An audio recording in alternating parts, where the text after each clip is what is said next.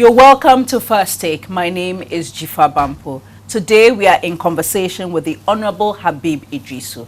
He's the MP for Tolon, but most importantly, he's the second Deputy Majority Whip. But what do whips really do? Is it just getting the members to support government business when need be? Or is it just more than that?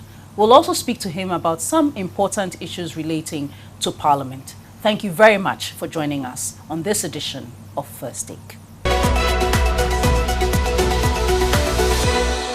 Good day, Honorable Habib Iddrisu. Many thanks for some time with us on First Take. Thank you. Great. So I understand you're a first timer in Parliament and suddenly you are second Deputy Majority Whip. Surprise or huge responsibility?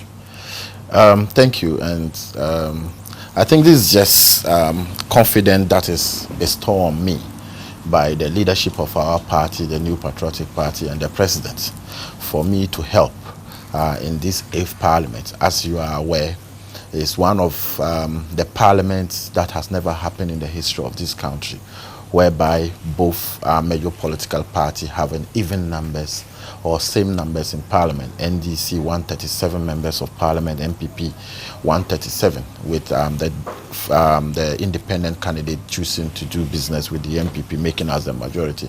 It's a huge tax, and I think the party know that at this very moment they need to give we the first timers the opportunity, we the young guys the opportunity to be able to help so that government business in the house will be very smooth. So it's left to me to be able to prove people that yes, we can actually do that, so that generation to come, other first-time members of Parliament will be given that opportunity, and that will determine upon my performance. I understand that you've been in politics for quite a bit, even though yes, you've been in communications and you have degrees across security, human resource, and the like. But I understand you spent quite some time in Australia. Doing what? Yes, like you rightly said, I've been in this party. I was born into this party. My father had been actively involved in the party and has been from a polling station to become a ward chairman, become a council of elder. And then I have also started back in 2001. You know, I was one of the special aides to our current Deputy Minister for Energy, Dr. Mohamed Aminanta, in 2005 when he was a Deputy Minister to become a mayor. I was a polling station executive. I became part of the Northern Regional Communication team from 2005 to 2007. Then I left for Australia for further studies. And like you said, when I went to Australia, I didn't actually let the party go. I was still the Perth branch secretary. All right. Now, in terms of the work you do in Parliament, the impression many have of whips are that they are like, you know, the bulldogs who get everyone in line, get them to shape up, show up, and vote for a certain agenda for the party. Yeah, is that the job of the whip? Realistically, yes, but not holistically. In a sense that, yes, whip, our duties include getting members to be in the house. That's number one. Getting members to be able to tone the line of government, and also getting members to actually participate in the activities of Parliament, not only at the preliminary, but also for them to be able to participate in committee work. As a whip, you need to visit many sittings of the committee just to make sure that your members are there, and make sure that whatever they're supposed to do there, they are doing. And as whips, the welfare of members of Parliament is our duty. So, Honorable Iddrisu, when it comes to welfare, what is that? Is that where you determine that everyone must get their car, make sure that they are housed and have their benefits? Yeah, that is inclusive. Inclusive, and welfare is beyond that. If a member is not feeling well, it is the duty of the WEPs to be able to make sure you visit such a member, even to make sure that the member is at the hospital. Members having problems in their constituency, having problems with other party people, it is the duty of the WEP to set in. So you would do some mediations? Yes, because at the end of the day, the welfare, something that will make the member to be punctual to parliament, that will make the member very effective, that will make sure that the member deliver to his constituency, that will make sure the member participates in government business for it to move smoothly. It is our duty, and we will always have to set in. Then why is there a perception that members of parliament are typically late, the chamber is always empty, it's only when an important bill is to be voted on or something from government needs to be approved, then you see everyone in the house? Oh, no, not literally like that. You see, the parliamentary system that we have is not always in the chamber. Other parliamentary duties are assigned to members. You see that some members might not be in the chamber, but maybe they are at committee meetings. You might see that many of the members are not in the chamber. Maybe they are at ECOWAS Parliament, they are at Pan-African Parliament, they are at PAC, you know, a different kind of organization. Some of them might be out of the jurisdiction and other things. So Parliament, not only every business that we are doing that is in the chamber, other business will have to come from the committee level before it gets to the preliminary. So when you go and you don't have a committee sitting, then you have to be at the chamber. And when committee sittings are seated and you don't have any serious thing, you need to be able to finish whatever you are doing. Mind you, majority of the things that will come to the floor will have to actually meditate from the committee. So the committee work, which is also a committee of the House, if you are the committee, it means that you are in parliament. Okay. Now, in terms of the parliamentary setup now, you've indicated that it's unprecedented having a near split parliament. We've seen parliament resume recently. It's just been, what, some 2-3 weeks? And just last week, we saw a potential row between the minority and the majority over a position in relation to the MP for Medina, Francis Xavier Susu. Is that a reflection of the tensions that exist between the two sides? I don't think, in actual sense, there was any tension between both sides. We are all members of parliament, and I believe in the fact that when your colleague is treated in a way, and you want to say that it is the right thing, what about if it is treated on you? How will you feel? So, so then how do you explain the majority statement that sought to suggest that the minority needs to allow due process to proceed without realizing that you could be demonstrating a position that is not in solidarity with somebody who is also a member of parliament, irrespective of their party? No. If you read the statement very well, the statement doesn't seem to suggest that the MPP or the majority side was against the minority side, and for that matter, the speaker statement not to release the member of parliament. You see, what actually is enshrined in the Constitution in Article 117, it is to suggest that if a member of parliament, either civil or criminal, cannot be served on him. But there is precedent, and that was what we were actually referring to. When Joe Ajahu, former speaker, when Professor Michael Quay, former speaker, this is not the first of its kind that certain things like this has happened. So we're kind of suggesting that, yes, for the fact that the speaker will say that I will not release such a person, that is okay. But better still, the police can come to parliament and interrogate the person. Or there can be a form of an arrangement where the member of parliament can have that conversation with the police, whatever they want to do. Mind you, at the moment, about 12-13 members of parliament are being investigated, being tried in different courts in Ghana. Even the Collins Dawda case that is in court, the first interrogation was done at the speaker's conference room. The police who wanted to ask him questions and that, and they came here, and then the speaker, they have to come to the speaker chamber, his conference room, to be able to have that conversation with Honorable Collins Dawda, with his lawyers present. So the majority didn't suggest to say that, oh, you have to release him, you have to release him. No. As the member of parliament was performing his duty, and it is only the speaker in Article 118 that will have to say whether this is a parliamentary duty or not. There shouldn't be that public perception that the the legislative arm of government is having problem with part of the executive or the police service. No. There's no problem. No, there's no problem at all. Because you see, we are not the only arm of government, but we are just 275 that have been given immunity by the Constitution. So what we are simply trying to say that respect our immunity when we are on parliamentary business, and when you need a member, you know, it's not like we are above the law. Per the Constitution, it's only in Article 14 that the president is the only person that cannot be arrested in such, but any other person can be.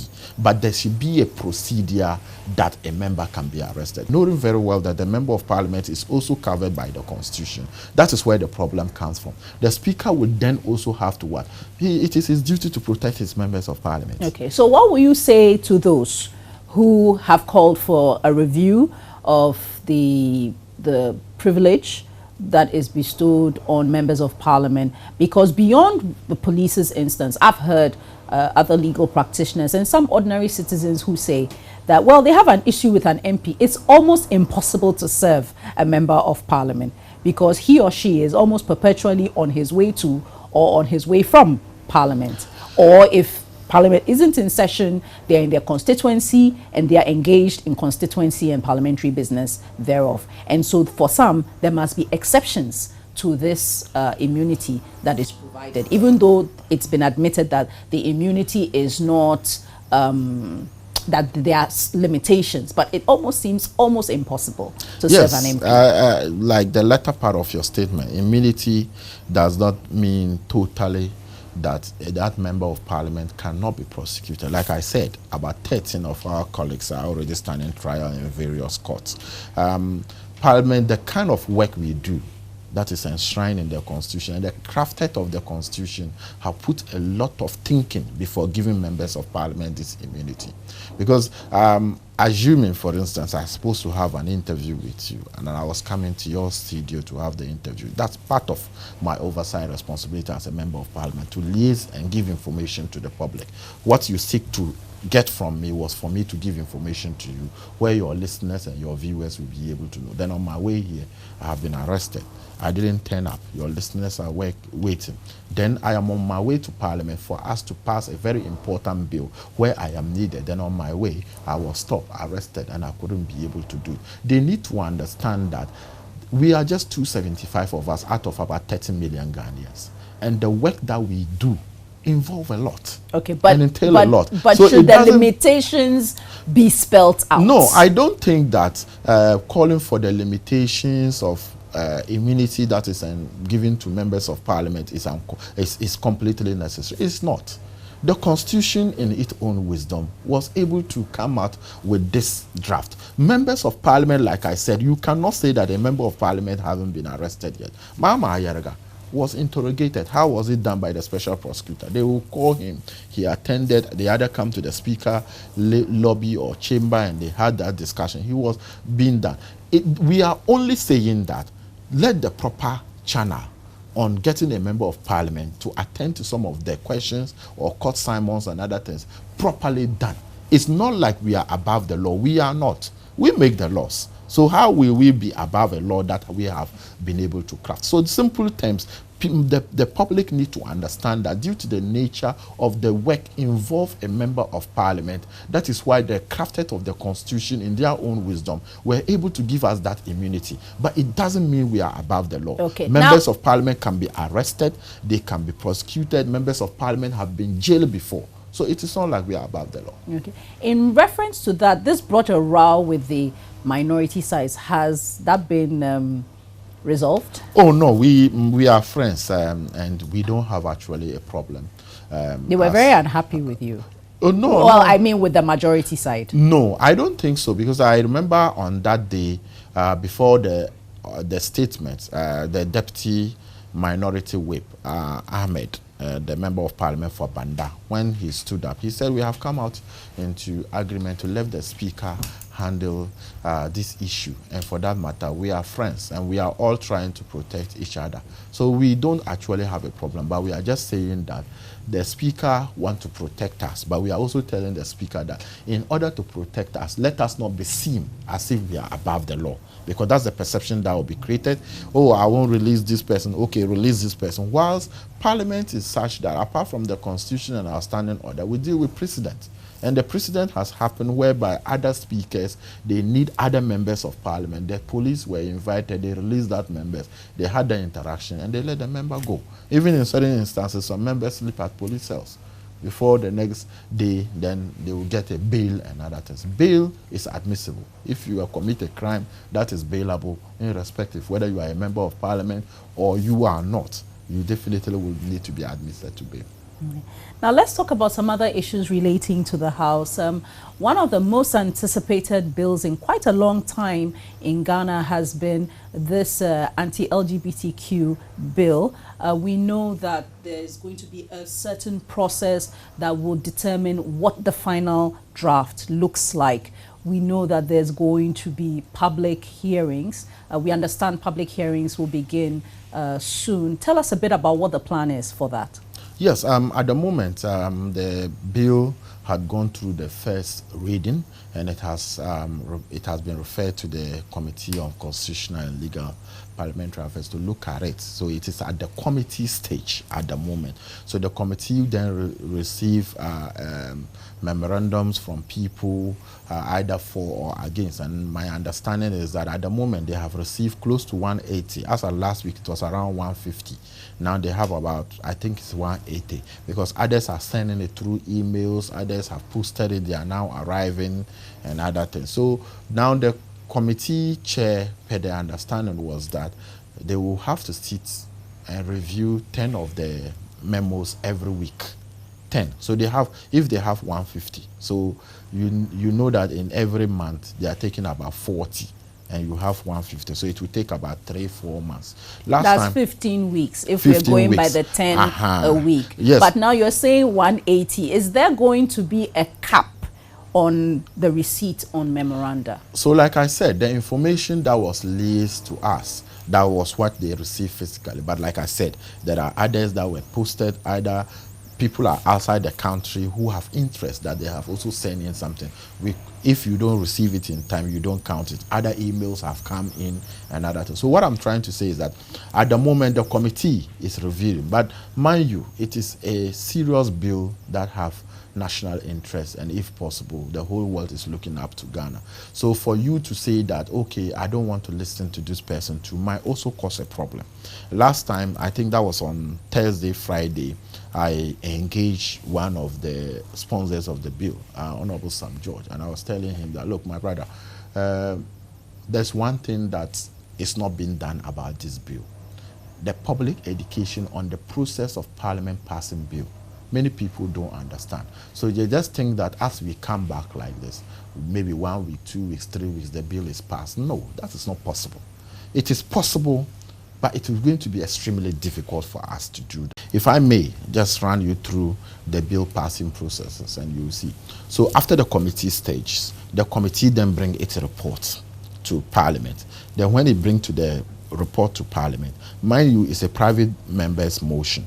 So the private person would then need to move the motion, but because it's not government motion, the Attorney General, who is the legally advisor to the president, will need to come to give an opinion. So he also come out with his opinion and also give his opinion. Then the report of the committee will be debated by members of Parliament, every part of it. Then there will be a motion moved by any of the sponsors, because it's a private motion, members' motion. So when they move the motion for the second reading, it hasn't even gotten to the consideration stage. And then when it gets to the consideration stage, every statement, every clause of the bill will be voted on. So when they say that promoting of proper human sexual rights, so that's the heading itself. So the speaker will say, all those in favor say aye. Then you say aye. So those we will not see individual members. That's what I'm trying to say. But the point is that, like, as I sit here, I have problem with the bill. And my problem is not the criminalization. My problem is the context. And so when you say... So there are aspects of it that you feel must be looked at. For example, like even the heading itself, if you say that promotion of proper human rights, you promote something, why not protect it? So it should be either protecting and promoting, or promoting and protecting proper human. It could be promoting and protecting of Ghanaian family values. And even with that, you see, we all come from different cultural contexts. I am a Muslim, I am a Dagomba, And then in my religion, I'm coming from the northern descent, I'm allowed to marry up to 4 per my religion. Does your religion allow you to marry up to 4? No, you can only. Christianity will say you should marry up to 1. So what is the family value here? Okay, it's your family so isn't it the case? That's what I'm saying, that the idea, that's why when the committee finish and bring its report, the committee itself is mandated and they are allowed to edit, expunge, include anything in that in the bill that has been brought before. When it comes back, the Attorney General will need to come and give his opinion and other things. And if the members of Parliament have passed or have agreed to let the bill pass, then the executive is compelled to be able to also make sure that the president sign it to make it a law. Right. Now, you're a member of the Business Committee. I know that there are lots and lots of bills coming to the House, but I'm not going to bore you with that. But I'm interested in one of them, which is, I understand, the deal to purchase a presidential jet. Do we know when that is coming? Oh, not. It's not at the Business Committee yet. But you see, people must understand, and the public must understand, that there is a reason for this sitting. This sitting is a budget sitting. It's entirely a budget sitting. When the budget is presented, we need to make sure that we go by the budget, make sure that the budget is, approved. Because if the budget is not approved, government cannot spend in 2022, and it is necessary that we do it. And by the 17th, we are rising. So when we rise on the 17th, it means that we have only 12 days. Then we go into a new year. So there's no indication that maybe this deal may be rushed through, as sometimes it happens under a certificate of urgency? Oh, no, not that I know of, that they will actually come up with a purchasing agreement. If people in the society are critical of the purchase of this jet, for instance, what can stop it? Personally, I don't see anything wrong if we are buying a presidential jet now for the country. We're not buying the presidential jet for His Excellency Nana Addo Dankwa Akufo-Addo. And His Excellency Nana Addo Dankwa Akufo-Addo, December or 7th January 2025, his mandate is done. He doesn't go with the budget. He doesn't, certainly, yes, it's true. Yeah, but so the jet still stay. But you see, we are in difficult economic times. There are many Ghanaians who complain about their state of living. Just today, the Catholic Bishops' Conference talks about the fact that many Ghanaians find life very difficult. And the truth is, times are hard. Even as a country, our debt is spiraling out of proportion. For which reason you say this sitting is important as well, because of the budget.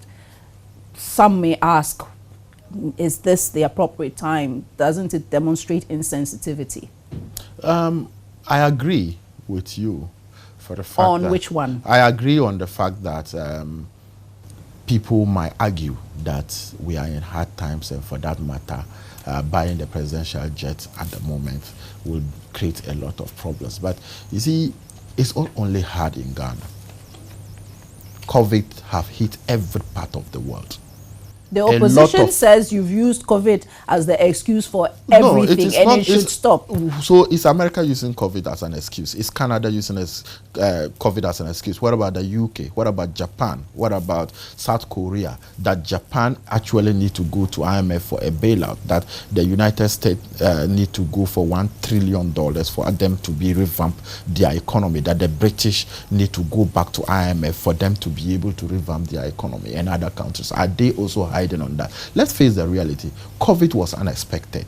COVID has come to collapse businesses. People have lost their jobs. Economy are not booming, and it is affecting every part of the economy as we see it. And nobody expected. And it's not only in Ghana. Like I said, you media people, and you've been hearing how other world or better economic nations are even struggling at the moment in order to be able to survive in their economy. Yes, COVID has come. It has affected a lot of things. But the point is that the presidential jet, as much as it might not be important, the same thing, because our president still need to travel to be able to make to meet his own obligation as the president of the nation. And but there is a concern that he continues to expend on these chartered flights, trying to justify... So do you prefer a chartered flight or us buying a befitting flight? Which one? But your colleague, Member of Parliament, the Honourable Samuel Okujetu Ablakwa, has in numerous write-ups indicated that our presidential jet continues to serve the purpose. I have said it somewhere. And in fact, there was such a question in Parliament that never surfaced.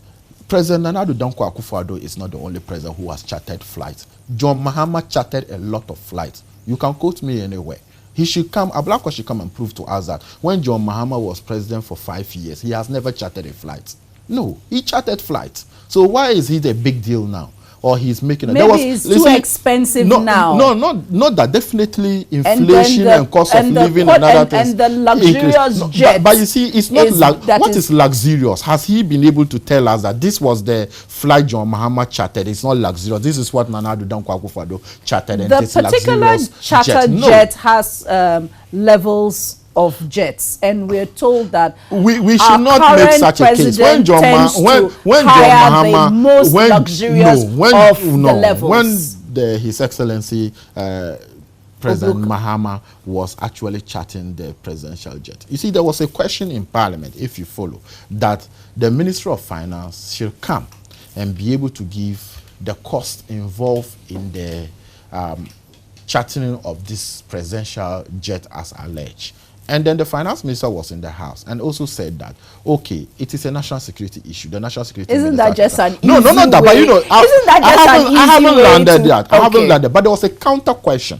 And the question was for the same Ministry of Finance to give us the number of presidential jets that was chartered from 2007 to 2017.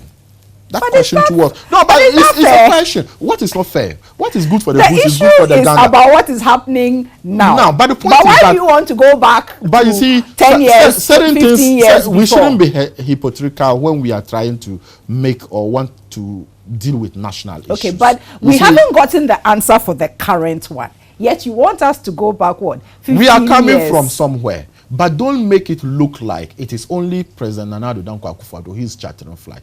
So you need to be able to paint a good picture for people to know that, yes, you are being parliamentary here. But when you want it to look like in the form of you are in a position to paint the government black, that is not parliamentary. What you need to do is to be able to balance the equilibrium. Let people know that this is what happened and this is what is happening. What is the status of the aircraft? And will it be able? Do you realize that in US, the flight made a 2 emergency landing? But that was quite some time ago. No. What is some time? That was like 2 years ago. So 2 years is quite a time? Yes. So assuming it has killed our president, are we going to say pardon, that? Sir, no. No, so we shouldn't say that. But you see, the most important thing is that if safety is important. Safety. The flight made 2 emergency landings. To the extent that there has been no issue over the last 2 years, doesn't mean that that should be the single justification. But what I'm trying to tell you is that the president, as I know him, is not that president that when this jet is in a very beautiful condition, he is going to say that he is going to charter a flight. For what? No. He is not the president that who will say so that. So for you, it's not fit for. It's not the jet. The Falcon is not fit for purpose. Yeah, no, I cannot make that justification for security reasons because it's the national security, the defense minister, who can actually give the status of it. But this is not the president who is too luxurious in a sense that he will not use the presidential jet and go and rent a presidential jet. He's not the president who will not use the presidential jet and let his brother go and buy a presidential jet and go and rent it to you for purpose. No, that's not the kind of president. So I guess the president is the president who cares for Ghana. He's the president who is doing business for Ghana, who has been able to impact every Ghanaian life. The president, Nana Addo Dankwa Akufo-Addo, cares for the people of Ghana and is working to make sure that Ghana become better. So we need to give him that opportunity and forget about a hypocrisy of suggesting that he is renting a presidential jet in this midst of this difficulty. Thank you very much, Honorable Habib Iddrisu, MP for Tolon and Second Deputy Majority Whip. Many thanks, sir, for your time here on First Take. Thank you so much for having me. And you've been watching the Honorable Habib Iddrisu. He is the Second Deputy Majority Whip in Parliament. My name is Jifa Bampo. Thank you for watching First Take. Till next time.